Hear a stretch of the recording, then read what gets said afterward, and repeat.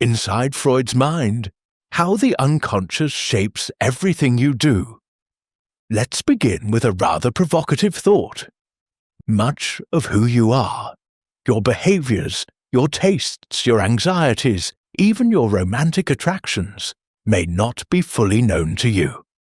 You might believe you are acting freely, making rational choices, but what if behind every decision there was a hidden hand, a silent puppeteer tugging at the strings?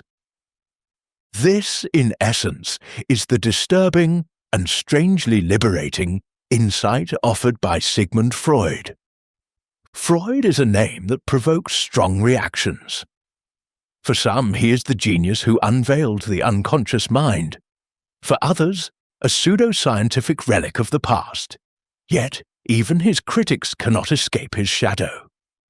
So deeply have his concepts embedded themselves in our culture that words like ego, repression, projection, and Freudian slip are now part of everyday language. Freud didn't merely create a theory of the mind. He cracked open a door to a hidden interior life that most of us are only dimly aware of. He said, "You are not a rational being who sometimes feels. You are a creature of feeling who sometimes reasons." And that was a revolution. In this talk, we're going to explore the contours of Freud's ideas, not with blind reverence, but with critical engagement. I will show you not just what Freud thought, but why he thought it, and how those ideas ripple into modern psychology, literature, film, and the way we think about ourselves. Let us begin, not with a timeline or biography, but with the core of Freud's intellectual project, his audacious claim that we are strangers to ourselves. Before Freud, there were philosophers and poets who sensed the presence of an unconscious life.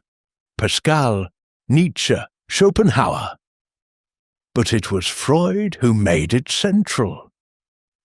He envisioned the mind not as a transparent, rational space, but as a layered structure, with consciousness only the surface. Below that, deep and dark, was the unconscious, a reservoir of instincts, desires, and memories that we push out of awareness because they are too troubling to face. Why do we forget certain childhood memories? Why do we sometimes feel anxiety without a clear cause? Why do we sabotage our own happiness? Freud answered, because our minds have defenses, and the most basic of these is repression, the act of burying unacceptable thoughts deep within. The famous iceberg metaphor captures this well. Above the waterline, our conscious awareness, just beneath, the preconscious, memories we can access if we try, and then far below, the unconscious, vast and inaccessible, yet brimming with energy. But Freud didn't stop there. He argued that the unconscious doesn't merely contain repressed material. It acts, it dreams, it slips, it distorts, and it returns, always, through symptom, behavior, fantasy. Take, for example, the Freudian slip. You mean to say one thing, but another word escapes. You laugh at something that isn't funny. You forget a name at a crucial moment. Freud saw these not as accidents, but as clues, tiny windows into your repressed desires. He transformed the very notion of self. No longer a unified whole, the self became a conflict-ridden battleground of forces, some known, most hidden. And this shift would ripple outward to influence literature, film, and even politics. Critics of Freud often ask, where is the evidence? Are these just stories, speculative fictions? That's a fair question, but it misses the point. Freud wasn't just doing science, he was doing hermeneutics, the art of interpretation. Like a detective of the soul, he read symptoms as symbols, behaviors as metaphors. And once you accept that, even tentatively, the world begins to look very different. To navigate this inner world, Freud gave us a new map. The structural model of the psyche. 3 parts, 3 forces, in conflict always. The ED is pure instinct. It wants pleasure now. It is the voice of hunger, sex, rage. It is entirely unconscious. It does not think. It does not wait. It does not care. Its motto is simple. If it feels good, do it. The superego is the moral voice. It is the internalized parent, the teacher, the culture. It punishes with guilt, praises with pride. It is also largely unconscious, but its influence is enormous. It says, you must do better. And in the middle, the ego, poor ego. Trapped between the primal ED and the punishing superego, it must mediate, negotiate, compromise. The ego tries to make peace. It uses reason. It delays gratification. It protects itself with defenses. Imagine, for example, a person who feels an intense sexual attraction, ID, but also a deep fear of moral failure. Superego.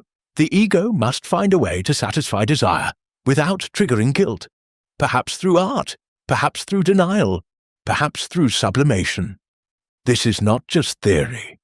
It explains daily life, why we crave and restrain, why we feel shame after pleasure, why we lie to ourselves. Freud's vision is not flattering. He sees the human mind as fundamentally divided, torn, neurotic, but also strangely heroic. The ego is a tightrope walker, maintaining balance over an abyss. Contrast this with thinkers like Rousseau, who believed that man is naturally good, corrupted by society. Freud thought the opposite. Man is naturally conflicted, and society is the thin wall keeping our chaos at bay. This explains why Freud distrusted utopias. Any system that assumes humans are rational and harmonious is, in his view, doomed to collapse under the weight of repressed desire. Is he too cynical? Perhaps. But he was also prophetic. Given all this tension, how does the mind survive? Enter defense mechanisms, the unconscious strategies by which the ego protects itself from psychological pain. Let me walk you through some of them. Repression, the cornerstone. It's not forgetting, it's not wanting to know. You push a trauma so deep that it becomes part of your emotional architecture. Projection. You see in others what you cannot face in yourself. A jealous person accuses their partner of cheating. An angry person claims you have a temper. Displacement. You redirect emotion from one target to another. You're furious at your boss, but you kick the dog. Sublimation. The ego's masterpiece. It transforms forbidden impulses into noble pursuits. Aggression becomes politics. Lust becomes sculpture. Denial, rationalization, regression, reaction formation. Each reveals the mind's desperate attempt to avoid collapse. These are not pathologies. They are necessary. Without them, we would be overwhelmed. And yet, overuse leads to distortion. In many ways, Freud's defense mechanisms anticipate what modern psychology would later study as coping strategies. But his version is darker, deeper, and more existential. He believed that the path to growth was not to eliminate defenses, but to understand them. To recognize the lies we tell ourselves and to begin gently to live with a little more truth. Every night, we enter a strange theater. Time dissolves, logic breaks. We meet people who are dead. We fly, we fall, we wake, perplexed. Freud was fascinated by dreams. He called them the royal road to the unconscious. In his book, The Interpretation of Dreams, Freud argued that dreams are not random. They are symbolic expressions of repressed wishes, often sexual, but not always. The dream disguises the wish so that it can bypass the superego's censorship. A man dreams of climbing a ladder. Freud asks, what is he climbing toward? Is this about ambition? Or is the ladder something else, a symbol? Dreams operate through what Freud called condensation. Multiple ideas are compressed into one symbol. Displacement. Emotional intensity is shifted from important content to trivial details. Symbolism. Abstract ideas are represented through concrete images. Freud's dream analysis resembles literary criticism. The dreamer is both author and reader, and interpretation is an art. Now, you might say, surely not every dream is about repressed desire. Fair enough. Freud was ambitious and sometimes too sweeping. But consider this.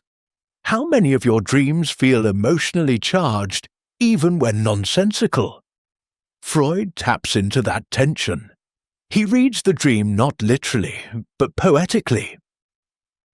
Carl Jung, Freud's student-turned-rival, would later challenge his teacher.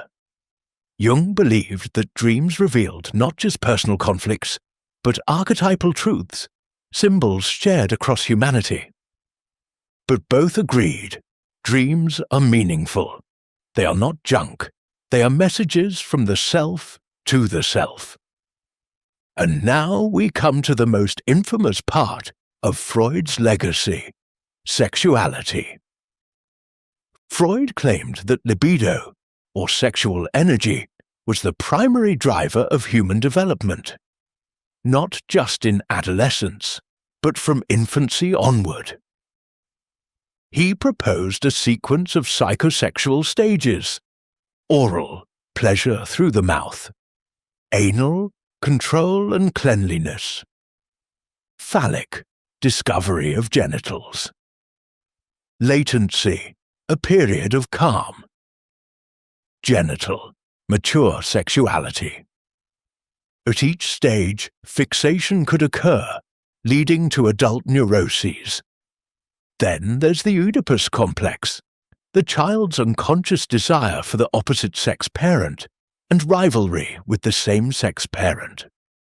Freud named it after the Greek tragedy in which Oedipus unknowingly kills his father and marries his mother. It's shocking, yes. But Freud wasn't being literal.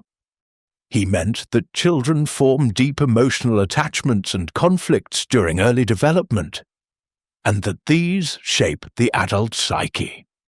Modern psychologists have rightly moved away from Freud's emphasis on sexuality. But his broader insight remains: childhood matters. Our earliest bonds and traumas echo across our lives. Freud was not alone in thinking about the self. Let's situate him. Where Plato saw the soul as a charioteer controlling unruly horses, Freud saw the mind as the horses dragging the charioteer. Where Descartes declared, "I think, therefore I am," Freud muttered, "You think, but you don't know why." Nietzsche preceded Freud in seeing humans as driven by unconscious forces, and Schopenhauer anticipated the idea of repressed desire. But Freud gave these intuitions a system and a method. Yet Freud has many critics. Philosophers like Popper accused him of being unfalsifiable. His theories can't be proven wrong. Feminists critiqued his gender bias, particularly his view of women's penis envy. Neuroscientists argue that his concepts lack empirical support. These criticisms are valid. And yet, Freud endures. because he captured something deeper than data. He gave us a mirror. He made the inner life visible, and he gave people permission to explore it. So, what does it mean to live with Freud's insights? Not to agree with every theory, not to reduce all behavior to repressed desire, but to accept this simple, humbling truth. You are not entirely known to yourself. There are parts of you, buried, denied, symbolic, that shape your life, and to ignore them is to live only on the surface. Freud invites us not to be cynical, but to be curious, to notice the slip, the dream, the irrational urge, and to ask, what am I not seeing? This isn't about pathology, it's about humanity. Freud's real legacy is not the Oedipus complex or penis envy. It's the practice of self-inquiry, the courage to ask hard questions, the willingness to descend into the psyche and come back changed, and perhaps, just perhaps, a bit more whole.